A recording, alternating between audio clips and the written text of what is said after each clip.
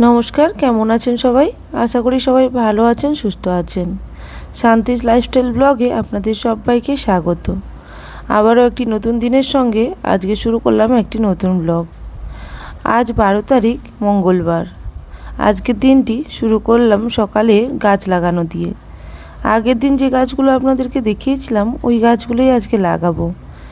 গাছগুলো লাগানোর আগে যারা আগে ব্লগটি দেখেননি তাদের জন্য গাছগুলোকে আরেকবার দেখিয়ে দিই। এটা হলো স্পাইডার প্ল্যান্ট আর এটা হচ্ছে লেমন গ্রাস। লেমন গ্রাস গাছটি খুবই বড় এবং সঙ্গে এখানে ঘণ্টি জবা। এইগুলো আমি আগের দিন বাজার থেকে কিনে নিয়েছিলাম, যেদিন শনিবারের বাজার ছিল। সাধারণত আমি ওই বাজার থেকেই সমস্ত গাছগুলো কিনে আনি। আমার যে ছাদে সমস্ত গাছগুলো আছে তাদের মধ্যে এই গাছগুলো ছিল না, তাই আবারও এই গাছগুলোকে আনলাম। তো এখন এই গাছগুলোকে লাগাবো টবের মধ্যে। যেহেতু আমি সমস্ত গাছই টবে লাগাই, তাই গাছগুলোকে টবে লাগানোর জন্য প্রিপারেশান নিয়ে নিয়েছিলাম আগে থেকেই। এখানে মাটি রেডি করা ছিল, তারপর গাছগুলোকে লাগানো শুরু করলাম। গাছগুলো লাগানোর সময় প্রথমে নিচে এমন কিছু দিতে হবে যাতে ড্রেনেজ সিস্টেমটা খুব ভালো থাকে। তাই এখানে কিছু নারকেলের ছোবড়া ছিল আমার কাছে, সেইগুলোই দিয়ে দিচ্ছিলাম। আর চাইলে নারকেলের ছোবড়াই মাটির সঙ্গেও মেশানো যায়, তবে যেহেতু এই নারকেলের ছোবড়াগুলো খুবই শক্ত ছিল, একেবারেই ভাঙা যাচ্ছিল না বা ছেঁড়া যাচ্ছিল না, তাই আমি এগুলোকে ডাইরেক্ট নিচে দিলাম যাতে করে ড্রেনেজ সিস্টেমটা খুব ভালো থাকে। এছাড়াও চাইলে নিচে নুড়ি পাথরও দেওয়া যেতে পারে, এতে করে বর্ষাকালে জল জমবে না। যাই হোক, গাছগুলো লাগানোর জন্য আমি পটগুলো বাছাই করে নিয়েছিলাম। যেমন সাইজের গাছ তেমন সাইজের কিন্তু পট নিয়ে গাছগুলো লাগাতে হয়, না হলে গাছগুলো অনেক সময় অতিরিক্ত জায়গার জন্য মরে যেতে পারে।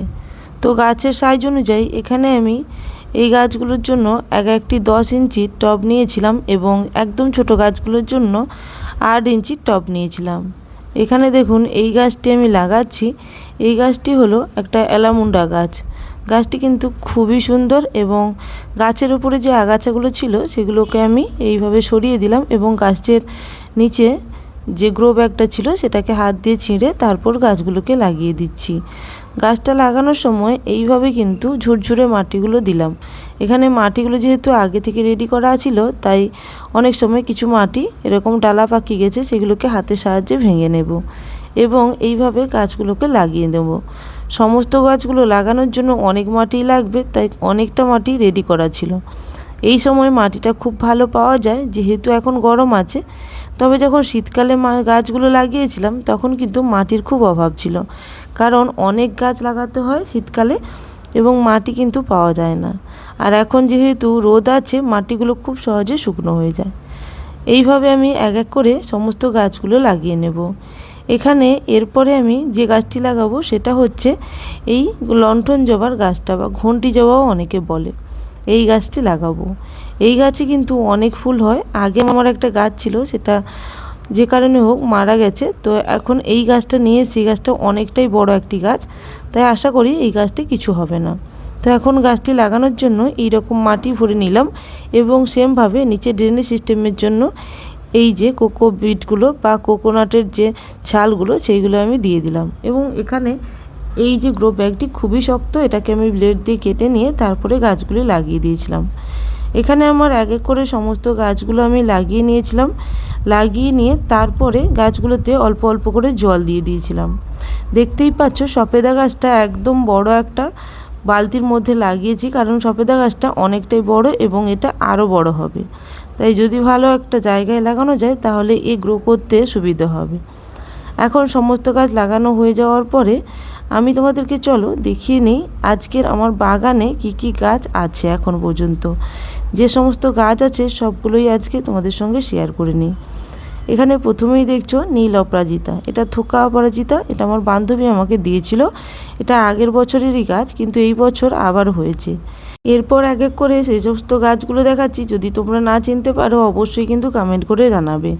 এখানে নয়নতারা, টগর, তারপর মধুমালতী, এই সমস্ত গাছগুলোই আছে। জবা, সমস্ত গাছ আমার বাগানে আছে। বেশিরভাগটা আমি রাখার চেষ্টা করেছি।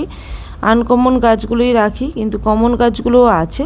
যেমন এখানে রক্তকরবীও আছে, মধুমালতীর যেটা একেবারে লতি হয় সেটা নয়, এখানে দেখো একদম ছোট বুশি যে গাছটা হয় সেটা রাখা আছে। সঙ্গে মাসুন্ডা আছে, সঙ্গে তোমার এই ফুলটার নাম আমি জানি না, এই লাল রঙের ফুলটা যদি কেউ নাম জানো তো বলো। নাম বলেই নিয়ে এসেছিলাম নার্সারি থেকে, কিন্তু নাম আমি ভুলে গেছি। তো দেখো লাল রঙের একটি রক্ত জবা, এই জবাটি খুবই লাল রঙের এবং অনেকটাই বড় হয়। এরপর কাঁটা মুকুট আছে, তারপর আছে রঙ্গন, কামিনী, অ্যালামুন্ডা, ছোট অ্যালামুন্ডা একটা হয় সেটাও আছে। সমস্ত রকম গাছগুলো আছে, অনেক গাছের নাম আমি ভুলেই গেছি। কাগজ ফুলের গাছ যেটাকে আমরা বাগানবিলাস বলি সেটাও আছে। তার সঙ্গে আছে এখানে গন্ধরাজ এবং গোলাপের অনেক রকম ভ্যারাইটি আমার কাছে আছে। সমস্ত ভ্যারাইটিগুলো কিন্তু আমি নাম জানি না এবং কালারগুলো কিন্তু অনেকগুলোই আছে। এখানে দেখতেই পাচ্ছ আজকে যে গাছগুলো লাগিয়েছিলাম সেগুলোকেও আমি রেখে দিয়েছি এইখানেই। আর এখানে কামিনী ফুলটা পুরো ভরে ফুল হয়েছে, কিন্তু কেন জানি না গাছের পাতাগুলো একটুখানি হলুদ হয়ে গেছে। আশা করি বর্ষার জল পেলে আবারও ঠিক হয়ে যাবে। এখানে অ্যালোভেরা গাছ আছে, অ্যালোভেরা গাছ আমার নিচে অনেক আছে। সঙ্গে এখানে কিছু নয়নতারা গাছ গাছের মধ্যে হয়েছিল, সেগুলোকে আমি তুলে লাগিয়ে দিয়েছিলাম। আর এখানে যে মাটির পাত্রগুলো দেখছো, সমস্ত মাটির পাত্রগুলোর মধ্যে কিন্তু গোলাপ চারা আছে। গোলাপের গাছগুলো আমি এই বছর শীতের মধ্যে নিয়ে এসেছিলাম, শীতের মধ্যে ভালো ফুল হয়েছিল, এখনও ফুল হচ্ছে, তবে আমি ফুলগুলো রাখছি না। গাছগুলো যেহেতু এখন গরমের জন্য একটু খারাপ অবস্থা, তাই গোলাপের গাছগুলোতে আমি ফুলগুলো কিন্তু কুঁড়ি হওয়ার পরেই কেটে দিচ্ছি। এখানে হলুদ গোলাপ আছে, লাল গোলাপও আছে, সঙ্গে একেবারে লাল হলুদ মেশা একটি গোলাপ হয় সেটাও আছে। এরপর দেখাবো ড্রাগন গাছ। ড্রাগন গাছ আমি এই বছরই লাগিয়েছি, সঙ্গে লক্ষ্মী জবাও আছে এখানে। ড্রাগন গাছগুলো খুব বড় হয়েছে, জানি না এবছর ফল দেবে কিনা। ড্রাগন গাছগুলো যে পরিমাণে বড় হয়েছে, আশা করি এই গাছগুলোতেও ফল আসবে। তো এই বছর না হলেও নেক্সট ইয়ারে আসতে পারে। এইটা হচ্ছে জেট প্ল্যান্ট, জেট প্ল্যান্টটাও খুব সুন্দর। এইভাবে কিন্তু আমার সমস্ত বাগানে ফুলগুলো দিয়ে আমার প্রত্যেক দিনের পুজো হয়ে যায়। এখানে দেখো এই মধু ফুল যেটাকে আমরা বলি, করবরি ফুল বলে এটাকে অনেকে। এই দেখো ড্রাগন গাছগুলো কত বড় হয়েছে। যেহেতু আমি খুব মোটা মোটা ডাল নিয়েছিলাম এবং ডালগুলো ছিল ম্যাচিওর, তাই জন্য এরকম হয়েছে। এখানে কাঠগোলাপ আছে, লাল রঙের জবা আছে 3-4 রকম, সঙ্গে এখানে আছে লেবু গাছ এবং চেরি গাছও আছে, সঙ্গে পেয়ারা গাছ, শিলাকুলের গাছ আছে, এলাচ গাছও আছে এবং আছে আম গাছ, সঙ্গে কুলের গাছ এবং আপেল গাছও আছে। আর এখানে তরমুজ গাছও আছে। তরমুজ গাছ তো আমি আগের দিন দেখিয়েছিলাম, মাটিতে শুধুমাত্র বীজ ফেলেছিলাম, সেখান থেকে হয়ে গিয়েছিল। এখানে লঙ্কা গাছও আছে টবের মধ্যে, নয়নতারাও আছে, সঙ্গে আমড়া মানে বিদেশি আমড়া যেটা সেটাও আছে। এই সমস্ত গাছগুলো দিয়ে আমার বাগান পুরোপুরি সাজানো। তবে যেহেতু ছাদটা অনেকটাই বড়, পুরো ছাদ ভরে নেই। এখানে দেখতেই পাচ্ছ আতা, করবি, সঙ্গে শিউলি, আরও অনেক গাছ আছে যেগুলো আমি নাম জানি না। এমনকি ক্যাপসিকাম গাছও আছে আমার বাগানে। ক্যাপসিকাম এখনও আছে, ছোট ছোট কয়েকটা ক্যাপসিকাম, আগে একটু বড় সাইজের হয়েছিল, তবে এখন একদম ছোট লঙ্কার মতন সাইজের হয়েছে। তো যাই হোক, নিজের বাগানের ফল ওতেই অনেক। এরপর জবা গাছ, এই জবাটা হচ্ছে হালকা ঘিয়া কালারের জবা। সঙ্গে এখানে দেখো বগনবিলাসের অনেকগুলো ভ্যারাইটি আছে, লাল, হলুদ এবং এখানে আর একটি গাছ দেখাচ্ছি, এটা হচ্ছে ড্রাগন ফ্রুটের আর একটি ভ্যারাইটি। আর সঙ্গে এখানে নাগচাপার গাছ, যেটা আমার নিচে আছে, অনেক বড় গাছ, সেখান থেকে ডাল নিয়ে লাগানো। আর এখানে আগের দিন দেখানো সেই গন্ধরাজ গাছ এবং এখানে হলুদ ড্রাগনের গাছ। গন্ধরাজ যে লেবু, তাতে কিন্তু 6টা মতো লেবু হয়েছে। আর এখানে দেখতে পাচ্ছ এই সমস্ত গাছগুলো। আর এখানে পাতাবাহার আছে, আর এই সঙ্গে এই সাদা ফুলটার নাম আমি ভুলে গেছি, এটাও আছে। এই সমস্ত গাছ দিয়েই কিন্তু আমার পুরো ছাদ বাগানে ভরানো। এবং সঙ্গে কিন্তু কিছু সবজি গাছের জন্য আমি এবারে কিছু শাক এবং সবজি বীজ লাগিয়েছি, হলে সেগুলোও আপনাদের সঙ্গে শেয়ার করব। তো এই দিয়ে আমার বাগান পুরোপুরি ভরে আছে এবং এই বাগানে যা ফুল হয় সব ফুল দিয়েই কিন্তু আমার পুজো হয়। পুজোর জন্য আমাকে আলাদা করে কিছু ফুল আনতে হয় না। এরপর রান্না করতে হবে দুপুরে রান্নার জন্য চলে এসেছিলাম কিচেনে। রান্নার জন্য আমি আজকে বিশেষ কিছু করিনি। আজকে যেহেতু চিংড়ি মাছ আনা হয়েছিল, চিংড়ি মাছ দিয়ে লাউ ডাঁটা দিয়ে একটা সাদা ঝোল বা পাতলা ঝোল বানিয়েছিলাম, আর সঙ্গে কুঁতলি আলু ভাজা। এই দিয়ে আজকের খাওয়া হয়ে গেছিলো, সঙ্গে অল্প স্যালাড ছিল। প্রথমে আমি চিংড়ি মাছগুলোকে ভালো করে ধুয়ে পরিষ্কার করে নেব এবং তারপর চিংড়ি মাছগুলোকে কেটে নেব।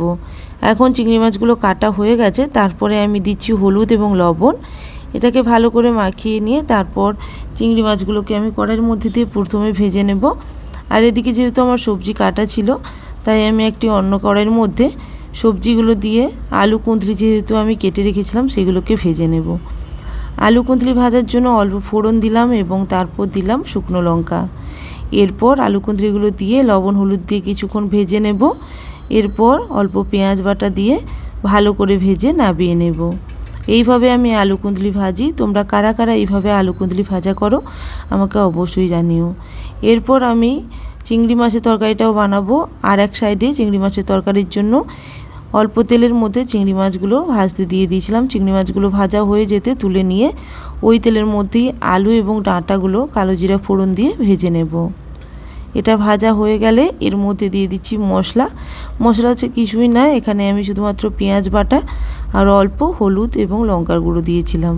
চাইলে কাঁচা লঙ্কা দিয়েও করা যেতে পারে, যেহেতু খুব গরম সাদা খেতে চাইলে এরকমও করতে পারেন। তবে আমার একটু গুঁড়ো লঙ্কা দিয়ে ভালো লাগে, তবে খুবই অল্প দিয়েছি, একদমই ঝাল কম হয়েছিল। তারপর আমি ভাজা চিংড়ি মাছগুলো দিয়ে দিয়েছিলাম এবং জল দিয়ে এটাকে ঢাকনা দিয়ে সেদ্ধ করে নিয়েছিলাম। এখন রান্নাটা পুরোপুরি রেডি। এবার আমি নামিয়ে নেব। দেখতেই পাচ্ছেন কালারটা যতটা সুন্দর হয়েছিল এবং হালকা পাতলা রান্নাটা কিন্তু খুবই ভালো হয়েছিল। এইভাবে দুপুরে রান্নাগুলো করে নিয়ে তারপর কিছুক্ষণ রেস্ট নিয়ে আমরা চলে গিয়েছিলাম ব্যাডমিন্টন ক্লাসে। যেহেতু মঙ্গলবার তাই ছেলের ব্যাডমিন্টন থাকে। ছেলে স্কুল থেকে এসে গেলে ছেলের জন্য খাবার বেড়ে রেখেছিলাম, ওই খাবারটাই দেব। এখানে ওর জন্য প্রথমে ভাত দিলাম, প্রত্যেক দিনের মতন আজকেও ভাতটা সাজিয়ে দিলাম। সঙ্গে লেবু দিয়েছি এবং কিছুটা স্যালাড দিয়েছি। স্যালাডের মধ্যে ছিল এখানে কিছুটা গাজর এবং শসা। অল্প লবণ এবং লেবু দিয়ে স্যালাডটা রেডি করেছিলাম। আর তার সঙ্গে ওই ভাজা দিয়েছিলাম, যেটা আমি কুঁদলি আলু ভাজা করেছিলাম। এরপর সমস্ত কিছু করে নিয়ে গুছিয়ে গাছিয়ে তারপর আমরা ব্যাডমিন্টন ক্লাসে চলে গেছিলাম ছেলেকে নিয়ে। তারপর সেখান থেকে আমি গিয়েছিলাম ছেলের সঙ্গে কিছুটা নদীর পাড়ে ঘুরতে, কারণ আজকে যেহেতু মঙ্গলবার কিছুটা টাইম ছিল, ওই জন্য আজকে একটুখানি নদীর পাড় থেকে ঘুরে এলাম। কারণ নদীর পাড় ব্যাডমিন্টন ক্লাসের দূরত্ব প্রায় 2-3 মিনিটের। এখানে ব্যাডমিন্টন ক্লাসের কিছুই দেখালাম না, কারণ ওই ক্লাসের মধ্যে ঢোকা বারণ থাকে, শুধুমাত্র স্টুডেন্টরা ঢুকে আর গার্ডিয়ানরা প্রয়োজন মতোই ঢুকতে পারে। তো এখানে তাই ব্যাডমিন্টন ক্লাসে তোমাদেরকে কখনো দেখাইনি। যদি কোনো দিন সুযোগ হয় তাহলে দেখাবো, যেহেতু ইনডোর গেম ওটা দেখানো যায় না। আর এখানে ছেলে খাচ্ছিল কিছুটা মোমো এবং আমি খাচ্ছিলাম এখানে বাদাম। এই বাদামটা খুবই খেতে ভালো লাগে, তাই নদীর পাড়ে যেহেতু আধা ঘন্টা মতন ছিলাম তাই বাদাম খাচ্ছিলাম। আর এখানে দেখো যেহেতু জোয়ার আছে নদীতে আজকে, তো জোয়ারের জন্য জলটা খুবই ফুলে ফেঁপে উঠেছে এবং জলের স্রোতটাও বুঝতে পারছো কতটা বেশি। এইভাবে আমরা এই বিকেলটা খুব ভালো করে কাটালাম। আজকে দিনটা এইভাবে কাটলো। তারপরে বাড়ি চলে এসেছিলাম প্রায় 7টা নাগাদ। বাড়ি এসেই ওখানে আমার পার্সেল একটা এসেছিলো। হয়তো তোমরা অনেকেই জানো আমার একটা ছোট বিজনেস আছে, সেই বিজনেসের কিছু পার্সেল এসেছিলো। তো প্রোডাক্ট যেহেতু মাঝে মাঝেই আসে তাই অল্প অল্প করে প্রোডাক্ট আসে। আর এই পার্সেল আসার পর অবশ্যই কিন্তু ওপেনিং ভিডিওটা করতে হয়, কারণ অনেক সময় পার্সেলে কিছু প্রোডাক্ট মিসিং থাকে, তাই সেটা করছিলাম। তো এই আজকে চলে এসেছে অনেক কটনের নাইটি। এই গরমে নাইটি অনেকে অর্ডার ছিল, সেইগুলোই আজকে নিয়ে এসেছি। তো যাই হোক, আজকের জন্য এই পর্যন্ত। আবারও চলে আসবো নতুন একটি ব্লগের সঙ্গে। ততক্ষণের জন্য সবাই ভালো থাকবেন, সুস্থ থাকবেন। Thank you for watching my video.